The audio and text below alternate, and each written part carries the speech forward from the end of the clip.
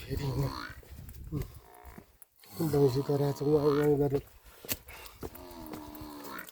सासुआमा पछाडि छ मलाई नि नाम्लो बोक्दिया छ होइन डोकै बोक्दिया छु नि डोको बोकेर घाँस काटेर ल्याउने है हामी चाहिँ ए साँच्चै हाम्रो काका लडेको रुख यही हो है यस्तो भएर कसरी लड्यो तलैबाट लड्नु यो रुखबाट लडेको हात भाँचेको यस्तो सजिलो रुखबाट ल एक हो खुट्टाको त अनि त्यो हात च्यापेर उहाँ गएको चाहिँ त्यही पो झार्ने नेभर झार्ने होइन आज सानो झार्नु तलै तल झार्नु तल आज तलकै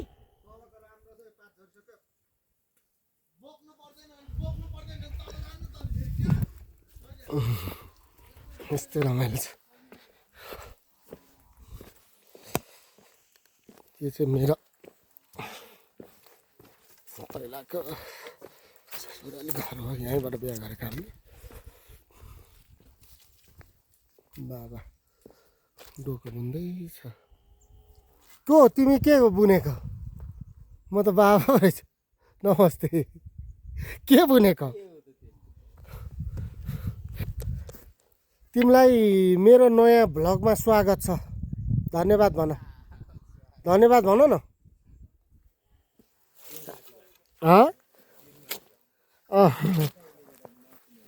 अब माथिबाट आएको तिमी नि माथि रहेनछ नि एक्लै के सुतेर बस्नु भनेर हिँडे भात खायो माथि साग भात यो के बुनेको चित्रा कि के भन्छ यसलाई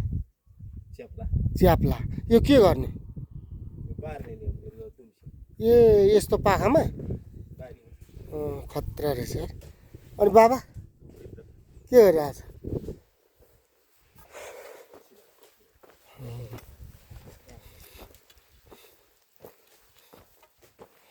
यो चाहिँ उहिलेको टोइलेट